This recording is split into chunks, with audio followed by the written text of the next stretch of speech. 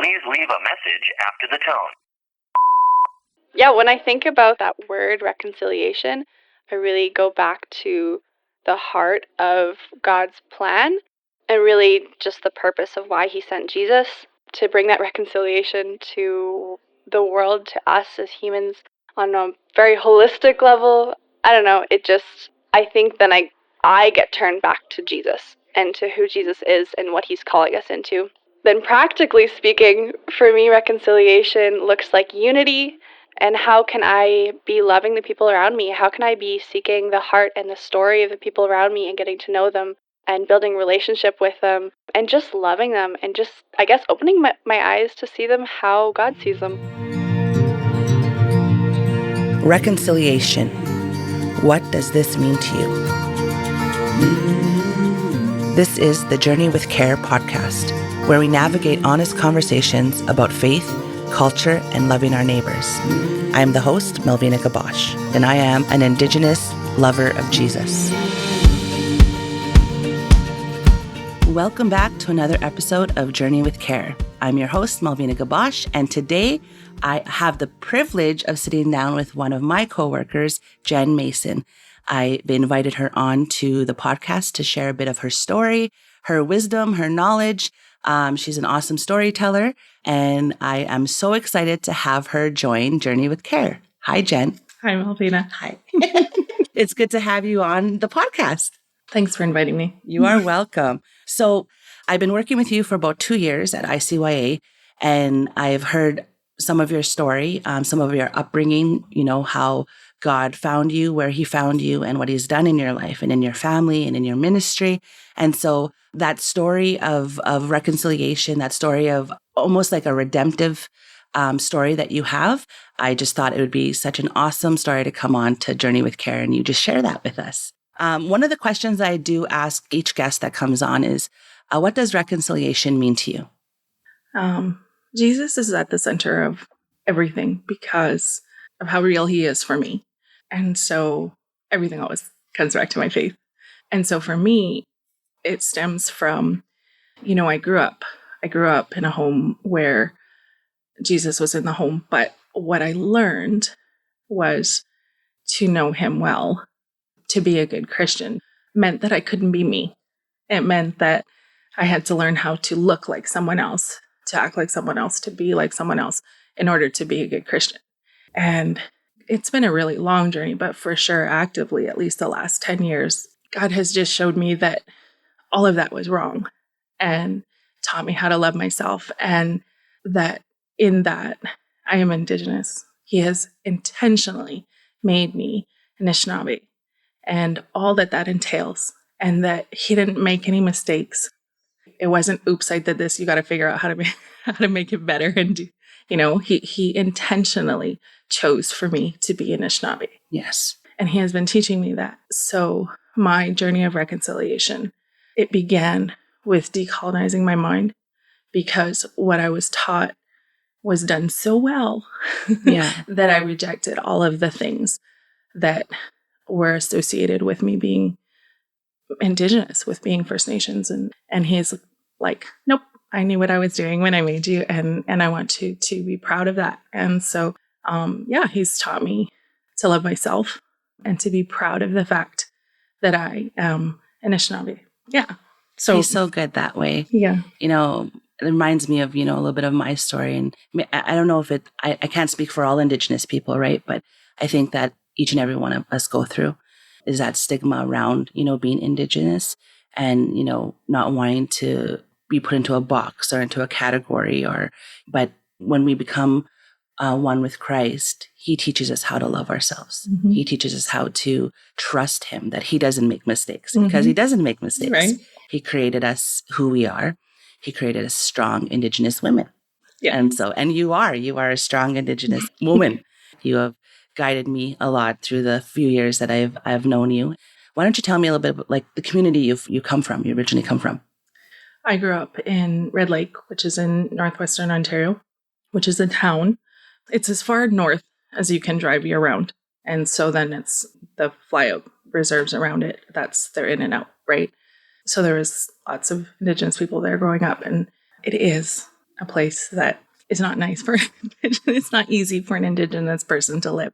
And so I grew up with a lot of that. But I had a really rich home, and I didn't realize that until very recently, where God was just showing me some things. But I was raised by my grandparents. My mother's parents raised me. That's who mom and dad are to me. So I have very different parents than my mother and her siblings did. Because when I came home to live with them, my dad told me later, he said that he decided he didn't want another generation of his children to grow up the way that his children had, because there was alcohol and there was violence. They didn't know how to parent. My mom she attended residential school for 8 years. And my dad grew up on the trap line. He didn't have formal education. But there was the same alcohol and violence in the home. And that was what he learned. That he grew up around the Red Lake area. There was a lot of things that they encountered. And so both of them, even though he didn't go to residential school, he actually didn't go because his mother married a white man. And so she was no longer considered to be Indian. She had to give up all of that. And so then her children were not. But it doesn't mean they didn't face the racism that goes with it. Yeah. Their skin didn't change. Right. They didn't, and their language didn't change in there. But they lost the quote unquote benefits that went along with being Indian status. Anyways, sorry. So because of their upbringing, because of the things that they had endured, because they were First Nations, they opted to not teach any of us the language because they wanted to keep us safe from that persecution that they had lived with. But they spoke it in the home. So I heard it all the time when I was young. When I came to live with them at 6 months, my dad decided, I'm not going to drink anymore. I don't want to do that anymore. That he didn't want another generation of his children to live with that. So he quit drinking, and thereafter found a overcomers group that was through the, at the time it was probably Northern Light Gospel Mission that was up in Red Lake and the surrounding communities. The name has changed a few times since then. It's still up there. So he found an overcomers group, and there found Jesus. And so I grew up in a home that had Jesus in it. My mom, when I was young, she didn't become a Jesus follower until I was 7. But she always went to church. She put me in the Catholic school. She went because that's what she was supposed to do, because that's what she learned in the residential school. I mean, the things are so long lasting. This week, I was thinking about my mom. She didn't talk much about the residential school. She in fact said, well, it wasn't that bad. But she would tell us things. It's like, no, Mom, that's bad. Yeah. But for some reason this week, I was thinking about the fact and what was done to her there. And in her mind, that's just the way it was. But when I was young and she would bathe me, she would try to scrub the brown off of me because that's what was done to her. And I remember having where I would get into the tub and it was so scalding hot that my skin would go bright red. And it would take me a long time before I could fully submerge into water because it was just too hot. And that's what was learned. That's what she did because that was what was done to her. And I think, what a thing, right? Like what? And that's not even considering the horrific things that happen and whatever. But anyway, these are the things that shaped our home and our upbringing and why they didn't really know how to parent. But they found Jesus. And so I had very different parents than my mother and her siblings did. That being said, they still didn't know how to parent. Yeah. And then I got told a different thing. I got told to be, you're supposed to go to church and you're supposed to follow God's rules, and it was very, very strict. This is the only way that she learned in school, right? But now that was wrong. This is Jesus. He's right. But it still had the same, it still had the same tones because she couldn't unlearn what was done, right? Like that was just her mentality. And Dad too, the things that he had encountered, this was so much better that he immediately, there was no questioning what they were saying because it was a good thing compared to what he had lived, right? So when they said, you have to put away all these things, to him it made sense. Yes. Because what he came from was harmful, and it was. But with that then, I remember as a kid, your uncle, your whoever, so-and-so has accepted Jesus. We need to go to their house and we need to clean it. We need to burn the stuff, and so Indigenous paintings and, artwork or dream catchers or anything. It's art, it's just art.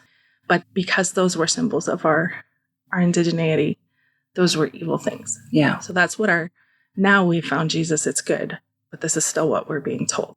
So that voice of God is love is still love you, but only if you get rid of all of that makes you you. You know, you sharing your story about, I've shared mine in the past that for many years, I didn't understand it until when they found the bodies, the 215 in Kamloops a couple years ago. I was scrolling through Facebook one night when I was home, winding down, scrolling, and I came across a story. I came across a story of a woman that would have been my mom's age. And my mom passed away when I was 17. And we just had this an unhealthy relationship for many years. And it was because of things that were done to her. And I didn't know this. And, God is so good and he heals you in stages and he heals, he only does what as much as you can handle in that present time, right? And he has that grace and gentleness. So, I was reading this story and this woman was sharing about her time in residential schools and that the nuns would wash her skin with Javix. Mm-hmm. And when you were sharing that, my mother used to do that to me. And, I'm a darker skinned Indigenous woman. And I didn't know for many years what she was doing. I just knew that that's what she did. And she would wash me and she would say these things. And, and so I grew up being ashamed of being dark. I grew up ashamed of being the color that I was and almost in some sense feeling like, feeling that it was wrong, feeling that this negative stigma to it or that lightness was beauty. And what was wrong with me? Why she did that to me? Like, what did I do? What did I do? Like, why, what's wrong with my skin? What's wrong? And then you carry this negative image of yourself around, right? And I gave my life to the Lord when I was up 10 years ago. And only then, a couple years ago, he healed me from that. But he had to show me where that came from. He had to show me that generational trauma, mm-hmm. that generational curse that happened way back then to my grandparents, which then taught my parents and then carried it on to me. And, but God is so good. He's just full of grace and gentleness. And so when he was showing me this, he released a healing in me. And I was able to look at my skin and think it's beautiful. I used to wear makeup when I was younger that was like 4 shades too light on me. But it was that thing that was planted in me, that seed that was put in me, and that curse that was put into me when I was a child. And, but since then, I've been able to see myself and learn to love myself and learn to love the beauty of my skin color, my tone, mm-hmm. that us as Indigenous people, we're beautiful, we're beautiful. Other models and actresses and all the people that are supposed to be for our skin. Pay lots of money and put their health at risk in order to do it, and we're trying to get rid of it. We're trying to get rid of it because that's what we were told to do. Even though, it's so bizarre. But I mean, he sees those things. We got no clue, but he doesn't want to leave it there, and even is gracious to show us what it is and why. Yeah, we might not have any clue. But he knows it's there, that there's spiritual bonds there that need to be broken. And I think, in terms of the people as a whole, as the church as a whole, there's those bonds throughout. And whether you're on settler side, whether you're on First Nation side, God doesn't want any of those things there because kingdom family is bigger. Mm-hmm. And he said that every nation and every tribe and every tongue, that we're meant to be in kingdom. We're meant to be with him. We're meant to, and he didn't say, when you all look the same, you can make it here. Yeah. Right? But that without understanding, without knowing where those things come from and have been passed down, those are the things that bind us. Those are the things that are still in the church. And we can't, our finite minds try to understand them. We're like, well, I didn't do those things, or I didn't know about those things, so I'm not. But the reality is, God cares about the generational curses and the things that need to be broken because they're not of his kingdom. Yeah. During that time when that happened, I didn't know that I had unresolved unforgiveness for my mother. And I feel like he had to bring me to a place to be able to understand her pain and her trauma so I could forgive her, because I don't even think that she understood it. She didn't even understand why she was angry, why she was hurt, why she was, unforgiving. I grew up in a very abusive home. And so physically, mentally, emotionally, verbally, it happened every day. And I don't even think she knew where that anger was coming from, where that hate was coming from. But God, I know that he doesn't want me to pass it on to my children. And so I was sitting there and I was thinking that day when I was reading that story from this woman that was sharing, and tears just started to fill my eyes. And I imagined my son, because my son is darker skinned as well as me. And I just imagined him, and I could never, ever imagine sitting him in a tub and washing him or scrubbing his beautiful skin with bleach. Yeah. And I'm just like, okay, God, like, thank you. Thank you for showing me so I could forgive that generational curse that was meant to destroy. These things were meant to destroy our people. Yeah. They were meant to put that unforgiveness, to put that shame, to put those things on us. And God, he's so gracious that he just peels it back. If we're willing, he'll peel those layers off. But it takes us having to want to, ask him, like, me asking, well, why did this happen? Why do I feel like this? Why do I get angry when this trigger happens? Where does that come from? Because that's not me. So where does that come from? Yeah. And since I've been starting to ask the Lord that and ask him these things when something triggers me or, something angers me, because we're human, right? We're human. We have these moments. We have these, these fleshly experiences. We got feelings. Yeah. Right. And then when we're honest with them and we're like, okay, Lord, I didn't like the way that I reacted to this. I didn't like the way this made me feel. So what is that? What is that? And for my story, I feel like it goes back to residential schools. It goes back to what the enemy sent to steal, kill, and destroy. Can you talk a little bit about, I guess, maybe what you have experienced in your family about residential schools and I guess maybe how God is using you to change the narrative in your family? Even without understanding the full weight of it, I've always been aware that residential school happened. So for me, like I said, my mom went, and then my mother's generation, so the next generation, they didn't go because my dad's mother lost her status, and then we didn't. So they were spared of those things because until the 80s, part of our family wasn't considered to be Indigenous. And then Bill C-31 happened, and that changed, and we're all, because we always were, but legally those things happened. But anyways, one of my uncles, the one that I was closest to when I was younger, his wife, she has like 8 sisters. They all went to residential school as well. So she is 14 years my senior. So not long ago, not long, and their mother had gone and whatever. And so the pieces were far more close to me. And then Jason and I have been together since we were 13. And his parents both were in residential school, and all of his aunts and his uncles. And Jason went to a day school. He was, fortunately for him, he went much shorter. It was in his first couple of years. And he says, I don't really remember the school. So, it was kindergarten, grade 1 or whatever. He said, I don't really remember much about it. And I didn't endure physical things, he said, but I will never, ever forget how they made me feel. The things that he was told, and that just in being there, that he was just made to feel nothing, less than nothing, that, like that he's problematic, that he's not even just nothing. He's, anyways. So it's always been really, really close, and that's a blessing, and God could use it.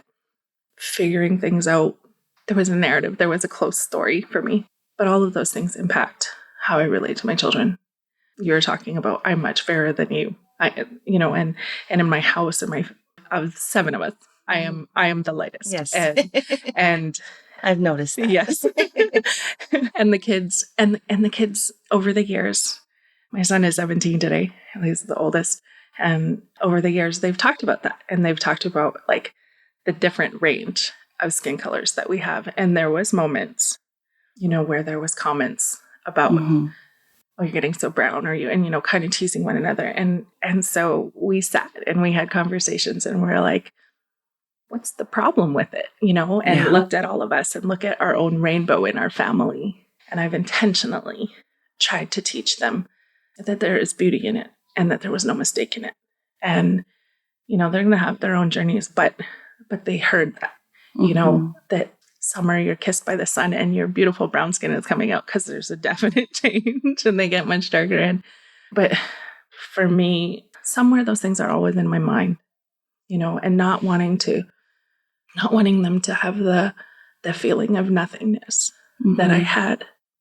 And God taught me all that He made me to be, and I'm so grateful, because He is gracious and He's patient to do that.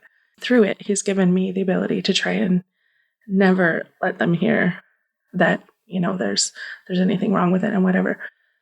We have enough other things to deal with. I mean, because the reality is they are very brown, and it is a hard thing to be. Even in our church, where it is very, very culturally diverse, and there are many different people from different places, and we look different and whatever. My brother's family, who are also much lighter, are the only Indigenous people, and they see these things, and they, and then there's life. At 12, I talked to my son, and you have non-Indigenous friends. You spend, the closest ones that he's to, and I like, when you are out, if anybody gets into mischief, if police want to stop you, ask you what you're doing, you cannot mouth off. Yes. You cannot run. You must stand there and do exactly what they say and speak only way, only answer what they're asking, and don't, because the reality is what happens to your friends who have white skin will be very different what happens to you when you have brown skin. This is Canada. And I, in the last 5 years, intentionally taught my son, do not do the wrong thing. Yeah. Because you could get shot and killed. Yes. For nothing. Mm-hmm. And that's just the reality that we live in, right? Me and my family, we recently, a couple years ago, moved out of, I guess, the central area, into a suburban area. And on our block, we were the only Indigenous family. So in the school that they transferred to, there was just a lot of white people, right? Yeah. So my son started talking to a white girl, and they're getting close and they're getting to know each other, and he wanted to hang out with her. And anyways, long story short, he ended up hanging out with her at her house one afternoon, which he felt guilty, and he told me about it.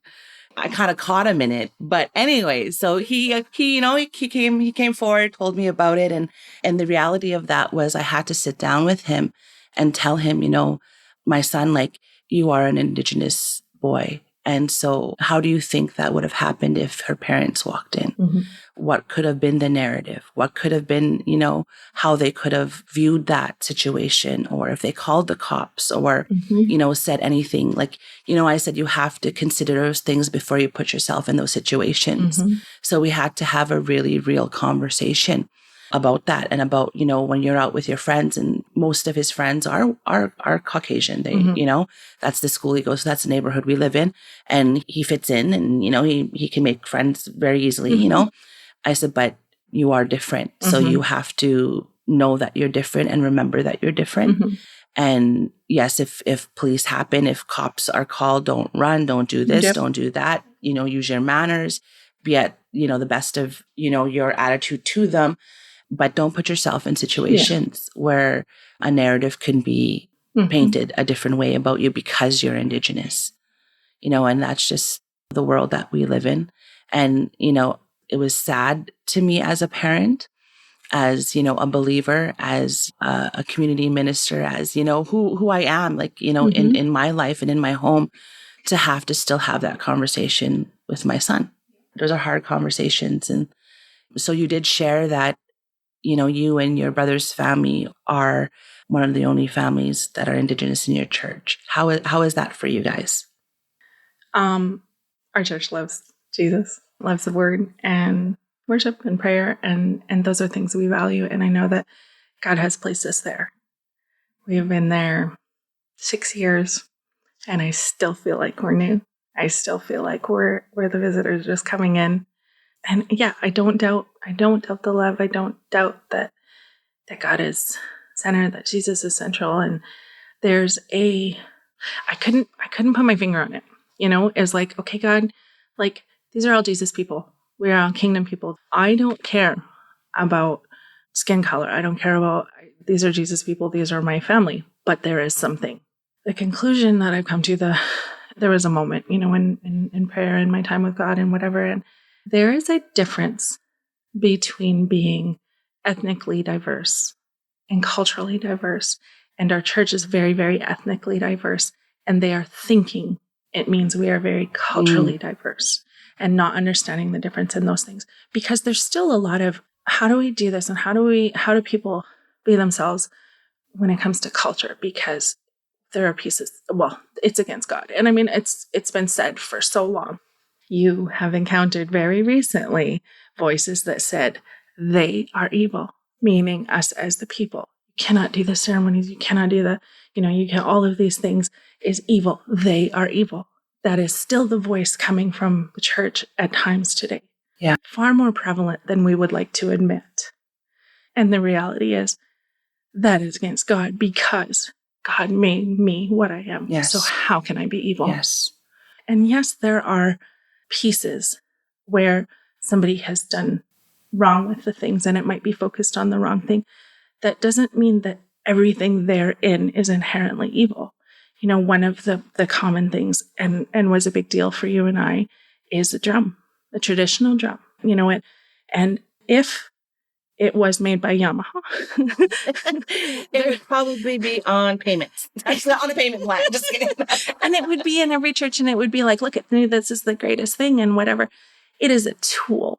It is not something that is inherently evil. And can it be used to do the wrong things? Yes. So is the Bible. Mm-hmm. We love and value the word, and it is alive and living and active.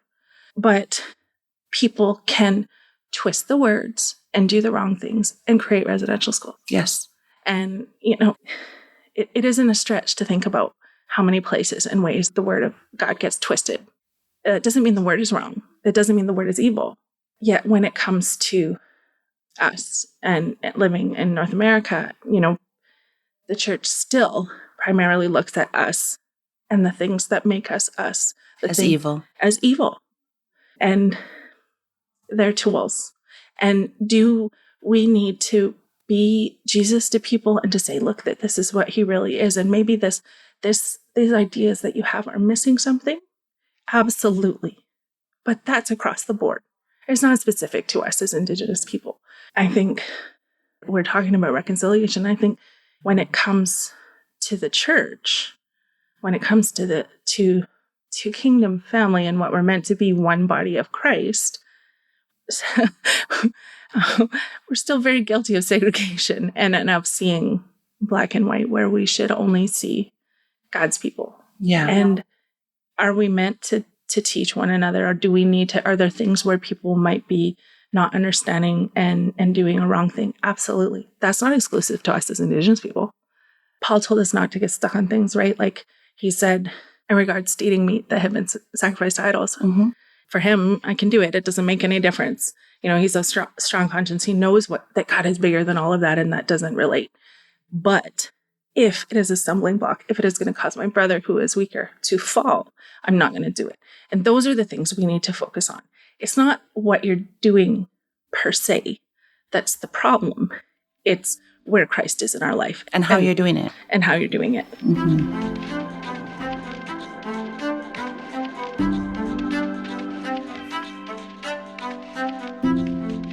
Yeah, that was the situation that you're referring to was a very difficult situation to have to be a part of and to encounter. I don't even know how to describe what had happened, but viewing these people as Christians and seeing them as, like they're supposed to be loving and caring and accepting and nurturing and, all these characteristics of Christ, right?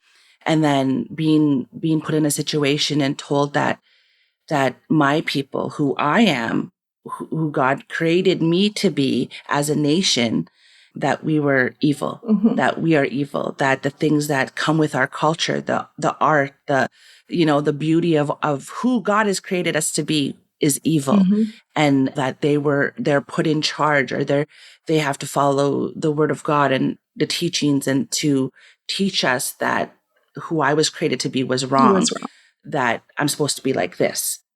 And, I think that's what I think residential schools did to our people. And that's why a lot of Indigenous people don't like the gospel. They don't like the gospel because we were taught we were wrong. We were taught that we were mistakes, and God doesn't make mistakes. And so that was a very hard situation to be a part of. And I had spoken to you the day after, or to hear that these Christian people are people that are claiming Christ-like, to say that in this present day, in this present time, to still view Indigenous people as evil. Not even what we're doing, the people. And that just hurt. It was like God showed me how our Indigenous people have felt for generations, because I feel like I tried to take myself out of that narrative. Well, I'm not that. It doesn't matter because I'm a Christian. Yeah. And God sees me, and as though because I have this and I'm holding to this, I can set that aside. But the reality is he doesn't want us to set aside who we are, because he made us who we are. Yes. It wasn't an afterthought. It wasn't like, well, we'll figure out how to fix you. He did it purposefully, because we are made on purpose for a purpose. You were talking about artwork, and 22 years ago, Jay and I moved down to Southern Ontario to First Nation down there. And the reserve is on an island on the St. Clair River. It is swamp. And while I was there, so I was still okay, learning that it's okay that I am brown. Like I said, God has been really patient and really, but there was, starting to understand who I am. But while I was there, I still had all of those hesitancies and, this person has a dream catcher or whatever. During that time, living on that island that was entirely swamp, the island is full of sweetgrass. God put it there. God created it. But these people who had nothing except for swamp, in order to make a living for themselves and to care for their families and to have life and sustainability and food, they had ducks. Like duck hunting, so they did guiding and fishing because they live on the river. So lots of them either did fish and that was ate it, sold it, whatever, or they did guiding, and tourists would come and they would take them out fishing, or they would take them out duck hunting or whatever. And they had sweetgrass. So during that time while I was there, when I the people that I was close to, and lots of them, they go and they pick. So the different sources of income. Some of the young people go and they pick the sweetgrass and they clean it and they cure it, and then they sell it to somebody who's going to, braid it and sell it in their store, or they sell it to the artists, and then the artist takes it and they make dream catchers out of it, or they, all of these different things. And in that moment, that obviously it wasn't a moment, but I mean, during that time, God showed me that this thing that for so long I've been told, this art that is evil and that we shouldn't have anything to do with and whatever, and is going to send me to hell, is actually God-given ingenuity. They were put over here in the middle of a swamp with nothing and said, this is the land that you can have. This is where you need to live. This is where you need to stay. And all they have is this grass. And they make a living. And how are you going to use it as a resource? Right? That's what it is. What I have given you, how are you going to use it as a resource? And they make beautiful, beautiful creations and functional things like making sweetgrass baskets and whatever and simply for art and simply, and in that moment I was like, why? How could anybody fathom that this is something against God? When in reality, the craftsmanship and the creativity, all that goes into being able to do that, and the brains to look, let's turn this grass into something. Let's turn this that grows in swamp into our livelihood. That is something that brings glory to God. That is something that glorifies God, because look at who he created us to be, what we could do with virtually nothing. Yeah, with so little, right? Yeah. The resilience in just creating something out of nothing, right? So there's so many different I don't know how to say it. There's just so many different avenues of who you are, of who you are. I know that you are a student at Nate's. You're a foster parent. You work at ICYA. You've been here for a while now. You lead, mentor in relationship with women. So you're a women leader. I believe, because you've done that for me. And you've just had so much experience in life and with your story and with your walk with the Lord, and with your own nationality, like your own like journey of discovering who you are and loving yourself and everything. I just wanted to touch base on some of those things, like how long have you been a student at Nate's? What are you taking? What is your hopes with that? I am taking the Master of Arts in Intercultural Studies program. I believe I'm getting close to halfway done. It's hard to gauge when you keep stopping. I feel like I've hardly started. I'm not sure what the goal is. I immensely enjoy it, and it has helped, and it has been a tool in a great resource in the whole Indigenous identity. It was a path I was already on, and it was God that was teaching me, because no person could have convinced me the things that God has taught me, because I was indoctrinated so well about all the things that were wrong with me. There was no way that anybody else was going to convince me otherwise. And that's the thing that it is. And that's what part of what, especially as the body of Christ, part of what reconciliation looks like is helping to be Jesus well, so that others can get past those lies that have been taught so well, that hold them from being what God wants them to be and who He created them to be. But yeah, so I'm not fully sure what will happen there, but I do believe it's a God thing, and it was just too strange the way it happened and the way it worked out, and He continues to do that, and I need His help every time that I start thinking about papers and about studying. I ain't got nothing. How's the community at Nate's? Very, very diverse, and because of all the trauma that comes with being told those things, because very often people have to tear down everything that those wrong things that they were told, that told them that it wasn't okay to be brown and you got to learn how to be white, and so it takes tearing down those things. And so then you kind of, how does God actually fit it? So there's a lot of deconstructing your faith. And I don't know if there's a place in the institutional church for me. I don't know if and then there's some that it's like, no, actually, finding my identity just drew me so much closer to Jesus, and realizing that He's still good, but all that I thought was wrong with me isn't actually wrong. Or isn't actually the truth. That's right. Right. Right. Yeah. So it's a really wide range of where people are in their journey, which sometimes can be challenging. And as followers of Christ, if we are truly being Jesus and living by his example, is we need to be out with all of those people that are searching. It's not meant to happen in the walls of the church. People aren't going to stumble in and go, oh, do you have what I'm looking for? It's just not going to happen. And so life happens in the messy places. And because of the hurt that came under the banner of, saying that they were God's people, it is a mess to figure out.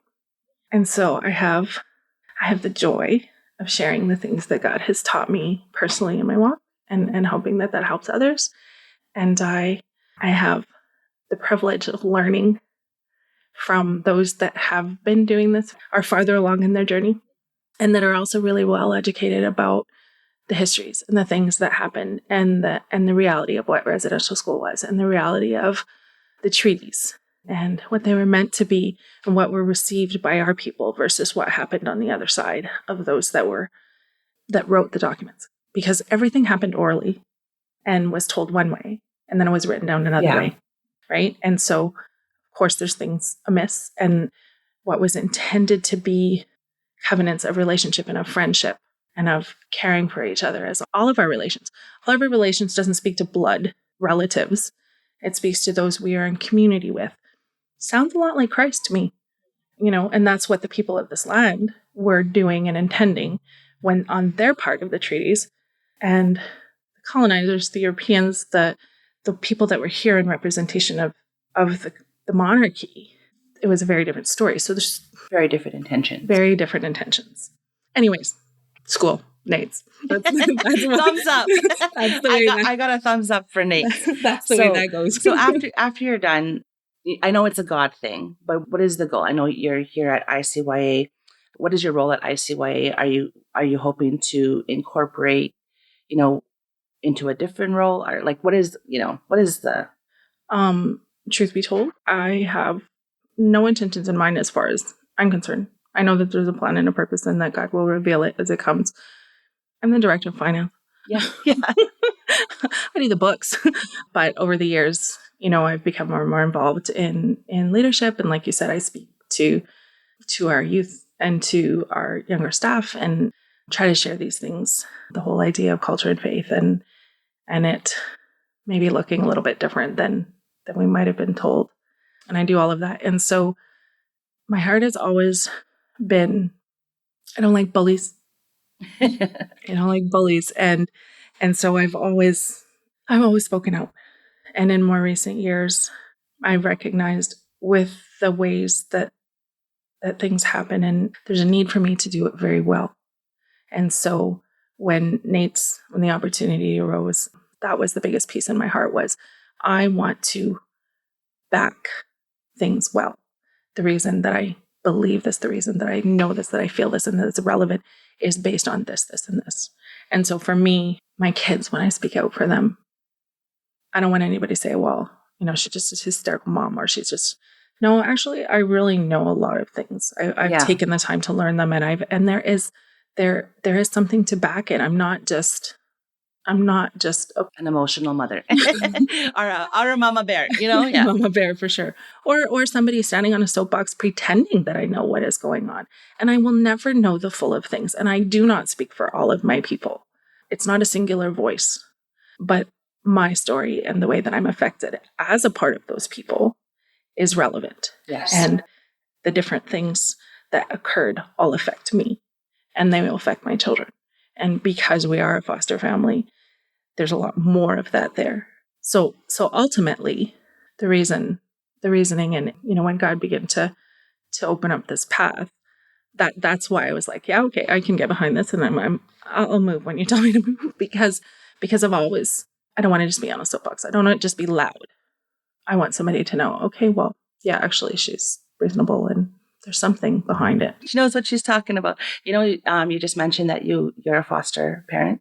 And I just wanted to ask, how has that journey been for you? How did you and your husband decide to become foster parents? And what are some of the things that, you're teaching your family from your experiences? We were married young. We were married when we were 19, but we were not virtuous kids. And so by the time we got married, we had an idea, there's probably not children in our path, naturally. We actually went to doctors and we went through that whole thing, and I got mad. So when we were younger, Jason and I, we cared for a lot of children in our life. We lived with my aunt, and we took care of her little guy from when he was born till he was about 3. It's a whole different story. That's her story. But he was my baby. And then there's other ones. And so when we discovered that we were going through infertility things, I got really mad. And even then, I was already walking my faith. I was walking with Christ, and I knew that God can do more than what doctors say. But I was angry. And I spent a month on the couch being angry and crying. And Jay and I, we talked about things. Well, there's adoption and there's fostering and my response and my anger was, we are young and we are brown and we got no money. Ain't nobody gonna let us adopt a kid. There ain't nobody that's gonna give us a kid. And which unfortunately is the truth. So that was it wasn't, don't even talk to me about that because that's not a path for us. And when we talked about fostering, I said, I have too many babies already that have come and gone and have left me. And I don't want to live my life doing that. I can't let them have them ripped away from me. And about 3 years after we were going through that, 3 or 4 years after, my cousin, who was effectively my brother. So as I said, I was raised by my mother's parents. That's an Indigenous thing. It was a practice, but government told us that wasn't okay, and CFS is better. But culturally, everyone in my generation is my brother, my sister. Everyone in my parents' generation is my parent. Everyone in my grandparents' generation is my grandparent. So it doesn't matter that it's my grandma's sister. That's still my cookum, and it is as though cookum talking. There's no questions asked. But what would happen, and this happened a few times in our family, that's the reason that I ended up with my mom and dad, was my mother couldn't do it. So they were like, okay, well, we'll do it. And that's just the way things went. And in their generation, often, if I have 3 kids or 4 kids or whatever, and it's hard, and my sister doesn't have any, then your sister would take one because they don't have any, and that was our way because it's community. And then that is her child. That is not, they're babysitting or they're, or that's her child.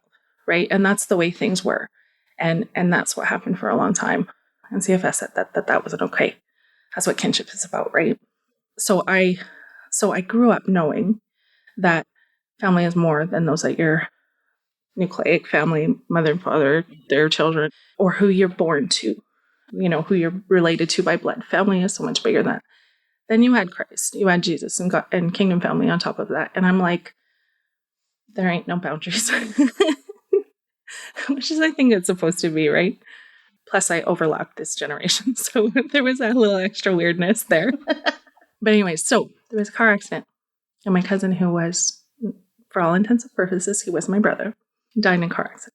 And when I watched his parents and how they desperately clung to God for their hope and their strength at the loss of their son, God used it to show me that even if Jay and I have the good fortune of having children that come from our bodies, they are his first, they are not ours, and we are not guaranteed to have them forever. And then fostering became an option. And he has been so good. He has been so gracious because we've had a lot come and go. And where I think I wouldn't be able to handle loss, it isn't loss. It isn't what I anticipated. It isn't what I thought. And our family just keeps growing and growing. And some of them are in our home and some of them are not, because we probably had a dozen by now. we have 5 with us presently. They're there for the long haul. So because both Jay and I were raised by people other than our birth parents, and the extended family and whatever, we both shared that understanding that family is bigger than we make it out to be. And so we teach our kids that. And so we talk about tummy mummies and birth family, and that it's always going to be your family, and it's okay to love them as well as us, and that it doesn't, you're not choosing one over the other, and that's part of you, and that's who it is. It's just expanded now. You just have been blessed with more. You got more people to back you, and more people to love you. Yeah, right.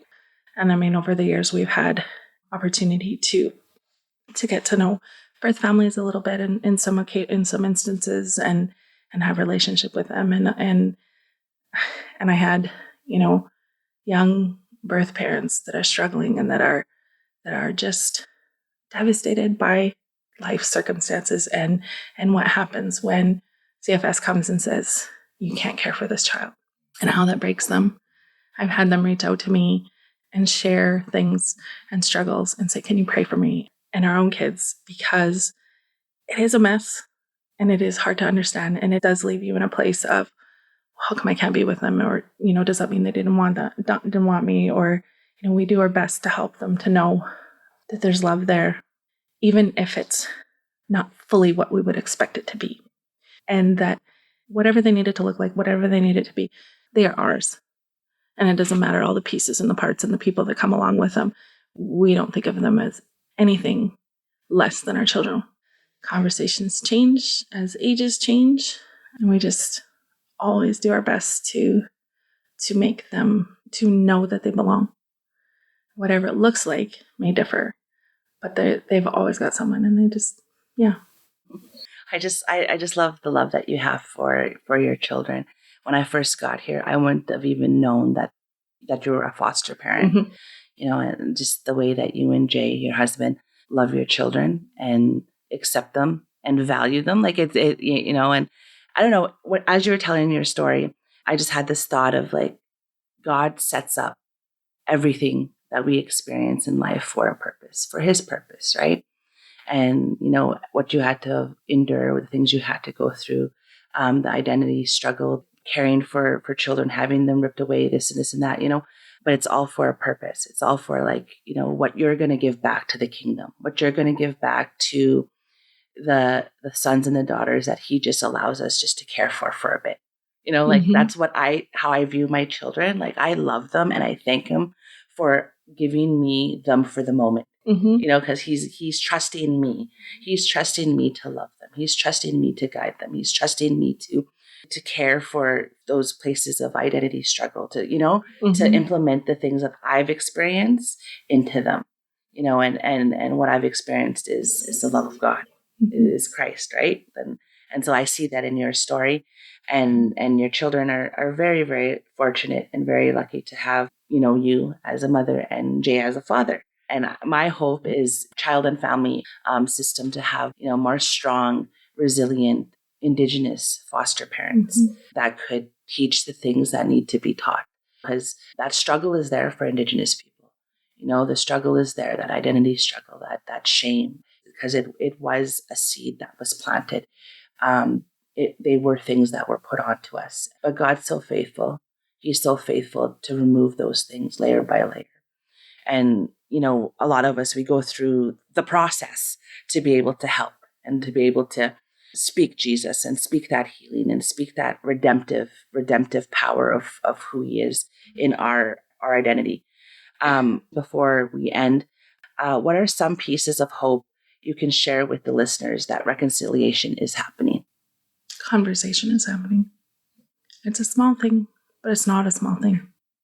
I think, it's painstakingly slow, and that can be frustrating.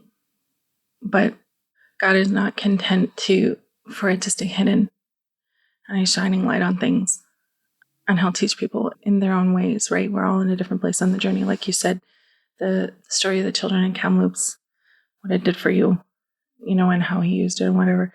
Everybody is different, and it's okay. It's okay when the steps are small. It's okay when we don't know where to begin. But it's not okay to keep our head in the sand. It's not okay to be the voice that says, oh, those might not really be children's bones. It might be this or that or the other, or it's exaggerated, or it's, maybe it was a legit grave, or none of that matters. None of that matters. And if we spend our time trying to excuse the things away, then we're missing out, particularly as followers of Christ. Jesus wants us to be the one that goes and picks people up and takes them so that they can have the care that they need to find healing. He doesn't want us to be the neighbor that crosses the street to the other side and leaves them there. I don't see him. He doesn't want us to pretend we don't see the hurt and the brokenness. He wants us to be the one that picks them up and puts them on our donkey and takes them to the inn and says, here's money, take care of them. But really, we have a part in healing. And my hope is in Jesus. God is clearly doing a work, and he wants healing for the nations. And that things are being stirred and there's conversation happening is my hope. What word of encouragement would you like to share and leave us with other Indigenous listeners? I just keep coming back to the truth that we are intentionally, purposefully made exactly as we are. And it took time. It says in Psalms that we were knit together in the womb. God took the time to put us together stitch by stitch. And he doesn't make mistakes. And he wants us to love ourselves and see us as he sees us. Things begin there with seeing and knowing that we were created good on purpose for a purpose. Amen. Thanks for joining, Jenn. Thanks for having me, Melvina. Until we meet again. Thanks for listening to the Journey with Care podcast, where paths connect over real life stories and honest conversations. We hope you continue to join us on this journey of faith, reconciliation, and loving our neighbor. Be sure to like, follow, and share. Special thanks to host Melvina Gabosh, ARC podcast engineer Johan Heinrichs, and donors who help make this show possible. Journey with Care is an initiative of Care Impact, a Canadian charity dedicated to connecting and equipping the whole church across Canada to effectively journey in community with children and families in hard places. Learn how Care Impact is transforming the way churches engage with child welfare with our Care Portal technology and academy training. To support this podcast or to learn more about us, go to careimpact.ca or click the link in the show notes. We're so glad you are part of this journey with us as we journey with care, even in the messy. Until next time.